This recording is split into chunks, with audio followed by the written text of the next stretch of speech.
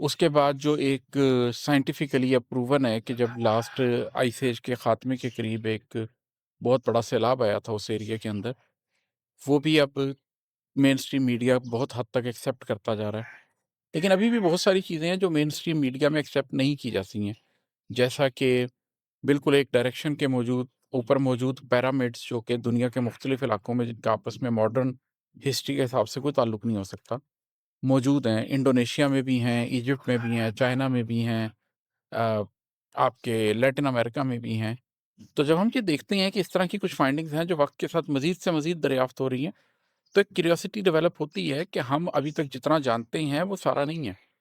یقیناً اس سے پہلے ایک بڑی سویلائزیشن تھی جو کہ اب ڈوب چکی ہے، اس کے آثار آہستہ آہستہ مل رہے ہیں، اور ہماری مین اسٹریم آرکیولوجی اور ہسٹری کو سونر اور لیٹر اس کو ایکسیپٹ کرنا پڑے گا کہ چیزیں کیسے تھیں ماضی میں، ایک دفعہ ہم پہلے بھی ترقی کر چکے ہیں۔ تو یہ اس تناظر کے اندر یہ نظم ہے، ربط اول و آخر، کہ اس اول الزمان اور اس آخر الزمان کا آپس میں ربط کیا ہے۔ یہ ہے کہ آخر الزمانی ہو، آخر المکانی ہو۔ سوال ہے، آپ سے سوال ہے، جو بھی میرے سننے والے ہیں اور سب سے یہ سوال ہے کہ نبی کریم صلی اللہ علیہ وآلہ وسلم کی حدیث کے مطابق اب ہم آخر الزمان کے دور میں زندہ ہیں۔ پروفٹ صلی اللہ علیہ وسلم کی اس دنیا میں آنا بذات خود اس بات کی نشانی تھا کہ اب آخر الزمان کا آغاز ہو چکا ہے۔ اس کے بعد پروفٹ صلی اللہ علیہ وسلم کا اپنی زندگی میں ہی یہ یہ فرمانا کہ یاجوج ماجوج کی دیوار میں اتنا سوراخ ہو گیا ہے، اس سے بھی یہ بات پتہ چلتی ہے۔ ویسے بھی آپ صلی اللہ علیہ وسلم کو نبی آخر الزمان اس لیے کہا جاتا ہے کہ آخر الزمان کا آغاز ہو چکا ہے۔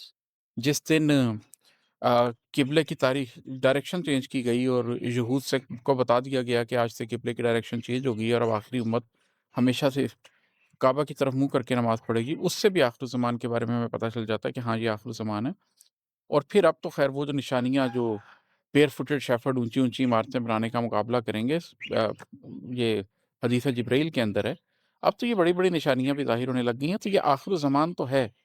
تو اس تناظر میں اس نظم کو سٹارٹ کر رہا ہوں کہ آخر الزمانی ہو، آخر المکانی ہو، تم آخری زمانے سے تعلق رکھتے ہو، یہ آخری دور ہے جس میں زندہ ہو، تم سے پیشتر کتنے دور آ چکے ہوں گے، جانے کتنی تہذیبیں، جانے کس قدر قومیں آ کے جا چکی ہوں گی،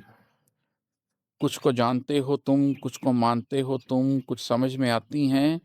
کچھ سمجھ نہیں آتی، کچھ کا روب ہے اب تک، کچھ کا شور ہے سب تک، کچھ کی کھوج ہے اب تک، کچھ کی موج ہے اب تک۔ کہ اگر تم آخر الزمانی اور آخر المکانی ہو تو تم سوچ سکتے ہو کہ تم سے پیشتر کتنی قومیں آ چکی ہوں گی۔